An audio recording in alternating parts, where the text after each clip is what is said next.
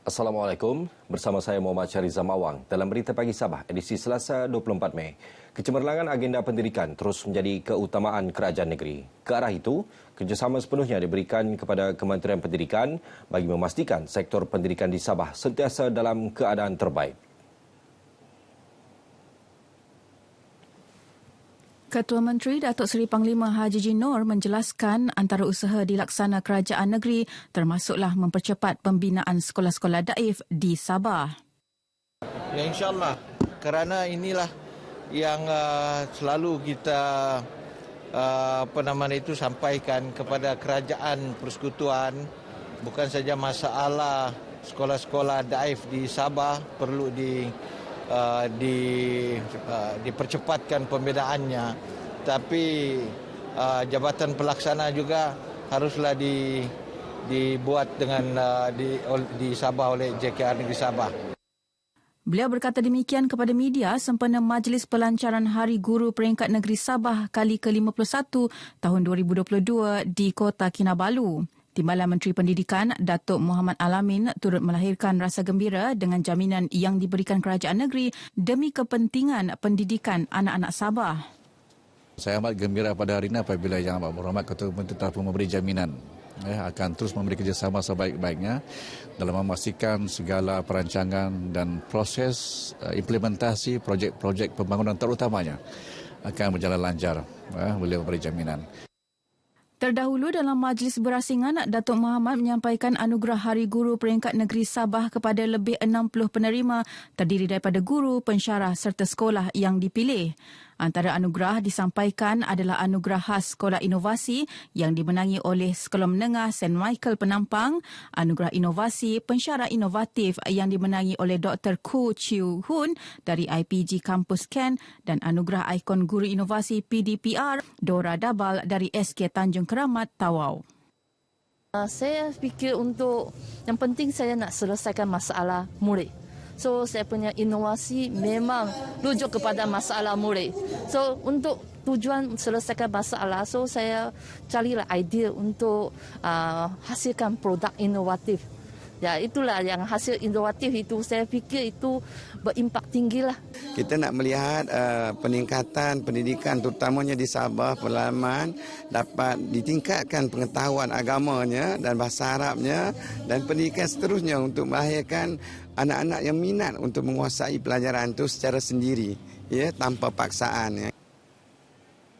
Sambutan Pesta Keamatan terus menjadi wadah memperkasa perpaduan rakyat di negeri ini. Ini kerana perayaan tradisi masyarakat Kadazan Dusun, Murut dan Rungus KDMR itu turut disambut semua pihak tanpa mengira bangsa dan agama. Menurut Pembantu Menteri Pertanian dan Perikanan yang juga anggota Dewan Undangan Negeri Adun Sugud, Datuk James Ratib, perpaduan dan hubungan baik antara kaum berupaya menterjemah semangat keluarga Malaysia sekaligus memastikan keharmonian masyarakat sentiasa dipelihara. Di Paitan ini 80% atau 90% rakyat di sini ini etnik dia orang sungai. Tetapi kami juga merayakan Pesta Keamatan. Pesta Keamatan dan juga lihatlah di sini juga ramai juga bukan Kadazan Dusun dari pulau-pulau, Pulau Jembungan, Pulau Terusan dan pulau-pulau yang berdekatan juga mereka turut hadir bersama-sama dengan kita untuk merayakan Pesta Keamatan dan ini boleh merapatkan silaturahim sesama kita, hubungan baik. Beliau ditemui RTM selepas menyempurnakan Majlis Pelancaran Sambutan Pesta Keamatan Peringkat Daerah Kecil Paitan 2022 di Dewan Terbuka Pejabat Daerah Kecil Paitan. Datuk James berkata selain mengukuhkan budaya dan adat resam, Pesta Keamatan berupaya mempromosi dan mengangkat nama sesebuah kawasan termasuk Daerah Kecil Paitan kepada masyarakat umum. Majlis Amanah Rakyat MARA melalui program MARA Prihatin, Peace of Mind, meneruskan agenda yang meringankan beban peminjam pelajaran dan perniagaan yang terkesan pandemik COVID-19. Menerusi program itu, peminjam dibantu untuk penjadualan semula pinjaman terutama yang mengalami tunggakan bayaran balik pinjaman.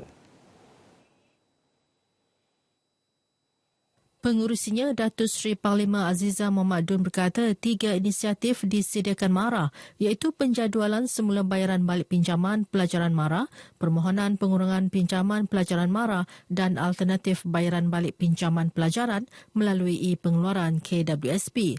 Manakala bagi pinjaman perniagaan, MARA menyediakan penjadualan dan penstrukturan semula bayaran pinjaman dengan melanjutkan tempoh pembiayaan sehingga 10 tahun. Datuk Aziza berucap merasmikan pelancaran program MARA Prihatin, Peace of Mind 4.0 dan Majlis Apresiasi Usahawan MARA Negeri Sabah di MRSM Sandakan. Dalam majlis ini, Datuk Aziza menyampaikan sijil apresiasi kepada 30 usahawan. Turut disampaikan sumbangan hari raya kepada 30 pelajar MRSM Sandakan. Beralih kepada perkembangan semasa COVID-19, 43 kes baru direkodkan semalam dan tiada kematian dicatatkan. Menteri Kerajaan Tempatan dan Perumahan Datuk Seri Panglima Masidi Manjun dalam kenyataannya memaklumkan jumlah kes baru semalam diperoleh daripada hampir 68% saringan bergejala, hampir 14% saringan kontak rapat, manakala hampir 19% daripada lain-lain saringan. 8 daerah merekodkan peningkatan kes baru dan 6 daerah pula merekodkan penurunan kes. Manakala 4 daerah iaitu Lahad Datu, Ranau, Tambunan dan Tenem yang merekodkan kes sifar sebelumnya mencatatkan jangkitan baharu semalam dengan Tenem 2 kes dan lain-lain daerah masing-masing 1 kes. Kota Kinabalu kekal merekodkan jangkitan 2 angka dengan 16 kes. Seterusnya ikuti statistik terkini kes baharu mengikut daerah dan kadar vaksinasi bagi Sabah.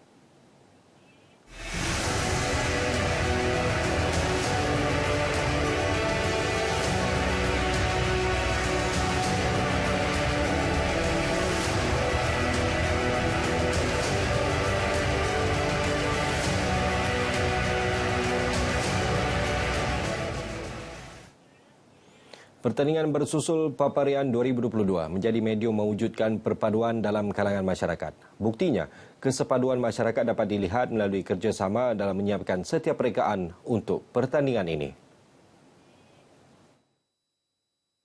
Pengerusi Persatuan Setiakawan Sabah, Setiakawan Dato' Armizan Muhammad Ali melihat sambutan yang luar biasa ini, pihaknya mengambil inisiatif untuk mendokumentasi program tersebut dengan mengabdikan setiap proses program berkenaan dalam bentuk buku secara fizikal dan digital. Yang paling penting adalah pertandingan ini telah menyebabkan, telah membawa kepada semangat dan kerjasama masyarakat untuk menghiasi, menyediakan susul dengan corak yang menarik. Dan kalau ditanya apa kehebatannya, kita dapat saksikan bagaimana kreativiti, ada yang dalam bentuk 3D, ada yang menggunakan cara bahan-bahan semula jadi dan kaedah tertentu untuk memastikan mereka mendapat markah yang lebih. Dato' Armizan berkata demikian selepas proses penjurian bagi kategori pemenang keseluruhan atau kategori pemenang parlimen dipapar. Sementara itu, Ketua Juri Pertandingan Dr. Muhammad Puad Bebit berkata budaya bersusul perlu dikembangkan dan dipelihara untuk warisan generasi akan datang. Ini adalah budaya bersusul yang telah dilakukan setiap tahun di daerah, khususnya di daerah Papar. Ini sangat baiklah, sangat baik. Tadi saya sudah beritahu tentang ikatan kekeluargaan itu, mereka telah bekerjasama menghasilkan karya-karya. Kalau dapat dikembangkan dan juga dipelihara berjujur ini di peringkat-peringkat yang akan datang.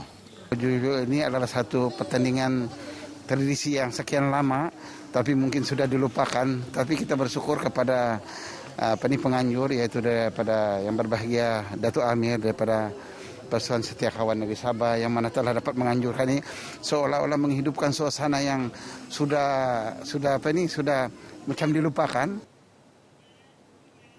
Isteri yang di-Pertuan Negeri Toh Puan Norlinda Tan Sri RM Jasni turut sama menjayakan program kayuhan berbasikal sempena lawatan rasmi yang di-Pertuan Negeri Sabah ke Sandakan. Program kayuhan sejauh 23.5 km ini bermula dari Sabah Hotel Sandakan dan berakhir di Padang Bandaran Sandakan. Menurut Timbalan Presiden Majlis Perbandaran Sandakan, Faridah Giau, acara berbasikal merupakan antara aktiviti riadah yang sering dilakukan Toh Puan Hajah Norlinda. Program kayuhan berbasikal ini turut dijayakan Puspanita Sandakan dan Kelab Gabungan Berbasikal Sandakan. Terdahulu, Toh Puan turut menyertai perlawanan badminton bersama ahli Puspanita daerah Sandakan sebelum hadir menyantuni kanak-kanak kurang upaya di Pusat Didikan Kanak-kanak Kurang Upaya Batu 1.5 Sandakan. Lawatan rasmi yang di-Pertuan Negeri ke Sandakan berakhir hari ini. Pasukan landas Persatuan Sukan Petong bahagian Kuching Sarawak menjuarai kejohanan Petong Triple Open Sabah dengan memenangi wang tunai RM3,300 dan piala. Kejohanan yang berlangsung di Arena Petong Politeknik Kota Kinabalu ini disertai 120 pasukan dari Sarawak, Semenanjung dan Sabah. Kejohanan dianjurkan Politeknik Kota Kinabalu dan Persatuan Petong Negeri Sabah. Objektif untuk meningkatkan silaturahim lah untuk mencukil bakat-bakat yang boleh dalam sukan petang ni. Di mana sukan petang ni telah meningkat naik lah pada masa ini. Saya berharap sukan petang ni dapat dimajukan lah, bukan saja di peringkat politeknik, malah di seluruh Malaysia lah. Dan cuma Brunei yang tidak dapat datang pada kali ini kerana berkenaan penutupan sempadan mereka. Harapan Persatuan Petong bersama-sama dengan Politeknik di Sabah, harap kejohanan ini akan kita teruskan pada tahun-tahun akan datang dan kita mencukil bakat-bakat baru yang boleh mereka diketengahkan. Saya merasakan sungguh gembira lah bila kejohanan ini diadakan. Saya punya harapan untuk kejohanan ini, saya harap kepada penduduk Sabah agar mengenali sukan petang ni lebih mendalam lagi lah.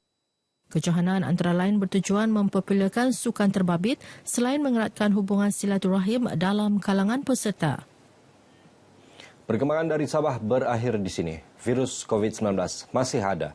Terus waspada dan tingkatkan kawalan Kediri untuk elak dijangkiti. Lindung diri, lindung semua. Saya Muhammad Syariza Mawang, salam hormat.